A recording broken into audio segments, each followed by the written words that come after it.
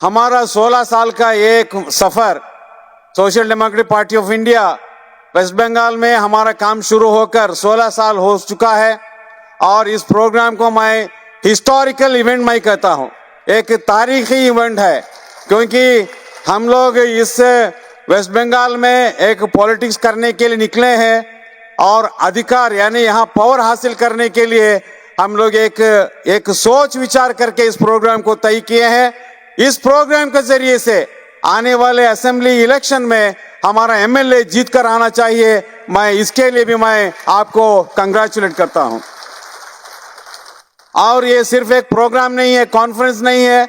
आने वाले इलेक्शन में किस तरह में हमें मैदान में काम करना है, किस तरह हम लोग इलेक्शन में हम लोग कैंपेन करना है, हम इस तरह इस वेस्ट बंगाल के हर एक आदमी का भी उनका माइंड चेंज कैसा करेंगे, वोट को कैसा हम लोग इकट्ठा करेंगे, इसका तैयारी के लिए ये प्रोग्राम है। हम लोग इस प्रोग्राम में अच्छी तरह समझकर यहां से जाना चाहिए। मैं समझता हूं ये सिर्फ पहला प्रोग्राम नहीं है।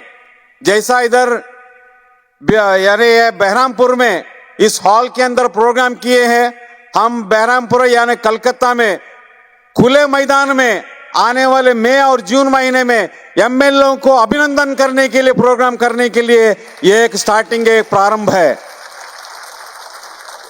इंशाअल्लाह हम लोग जीत कर आएंगे। हम अभी तक बहुत इलेक्शन हम लोग लड़े थे, हम लोग तीसरा स्थान और चौथा स्थान मिला है। आने वाले इलेक्शन में हम लोग कम से कम 2 या 3 जगह में जीतना है और बहुत जगह में सेकंड पोजीशन माना है। हमारा पावर क्या है, ताकत क्या है बोलकर पूरा वेस्ट बंगाल के हर एक इंसान को भी, हर एक सियासतदान को भी हम लोग दिखाना चाहिए। डेमोक्रेसी एक इलेक्शन जीतने के लिए एक बहुत बड़ा जरिया है। दुनिया में बहुत सारे जगह में अलग अलग तरीके के गवर्नमेंट चलता है, अलग अलग सिस्टम है। हमारा हिंदुस्तान के अंदर डेमोक्रेसी है, लोकतंत्र है। लोकतंत्र का मतलब किसी को भी चुनाव में आकर जीतने के लिए एक मौका है। इस लोकतंत्र का फायदा कौन उठाए है? आजादी के बाद अभी 8 दशक गए चुका है। इस 8 दशक में बहुत सारे पार्टी आकर सरकार बनाया है। पश्चिम बंगाल में आजादी के बाद कांग्रेस सरकार आया, कम्युनिस्ट सरकार आया, अभी टीएमके सरकार चल रहा है। लेकिन कोई सरकार भी गरीबों के लिए कोई नहीं काम करेगा।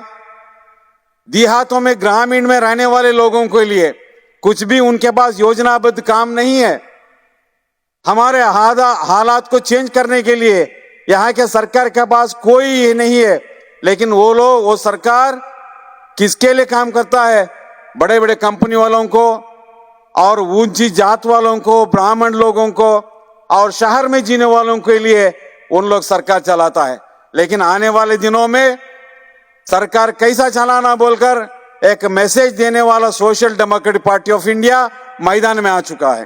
तो इसीलिए मैं आपसे गुजारिश करता हूं, या आप लोग एक बात याद रखिए, वेस्ट बंगाल एक उपजाऊ जमीन है। पूरा हिंदुस्तान में सबसे ज्यादा एक फर्टाइल लैंड है वेस्ट बंगाल, पश्चिम बंगाल। क्योंकि पश्चिम बंगाल में हर जगह भी उपजाऊ जमीन है। यहाँ के लोग, यहाँ के बंगाली जो लोग हैं, आजादी से पहले हमारे देश का आजादी लड़ाई के लिए बहुत कुर्बानी किया है। इंडिया में सबसे पहला नोबेल प्रशस्ति मिला है रविंद्रनाथ टैगोर, वो वेस्ट बंगाल का है। हाँ, वेस्ट बंगाल का जो संस्कृति है, जो कल्चर है, बहुत श्रीमंत कल्चर है, बहुत रिच कल्चर है। हमारे पास वेस्ट बंगाल में कई नदियां हैं। बहुत सारे लोग यहाँ काम करने वाले इंजीनियर्स है, डॉक्टर्स है, कवि है, पोएट्स है, जर्नलिस्ट लोग है। ये वेस्ट बंगाल में कुछ भी कमी नहीं है।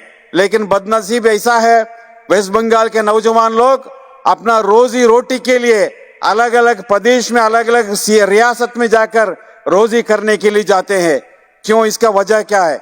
इसका वजह एक ही है, यहाँ के सरकार लोग, जितना सरकार इधर आया है, जितना गवर्नमेंट इधर आया है, हमारे नौजवानों के लिए, गरीबों के लिए, किसानों के लिए, मजदूरों के लिए कुछ भी नहीं किया है। सिर्फ अपना जॉब भर्ती करने के लिए, भ्रष्टाचार से बहुत संपत्ति इकट्ठा करने के लिए उन लोग अभी तक राज चलाया है। यह खत्म होना है। अभी इसको एक एंड पॉइंट हम लोग देना है। तो इसीलिए इसको एंड करने के लिए, इसको अंतिम करने के लिए और आने वाले नई दिशा खोलने के लिए social Democratic Party of India मैदान में आया है। आने वाले इलेक्शन में हम लोग एक अच्छा सबक दिखाने के लिए अभी से तैयारी करके आए हैं। अभी तक पावर जो है इतने बड़े बड़े पार्टी के पास है, अभी हमारे जैसे आवाम को पावर मिलना है, इख्तिदार आवाम को मिलना चाहिए। तो इसीलिए गरीब इंसान भी इलेक्शन लड़कर जीतने कैसा है वो एसडीपी दिखाएगा।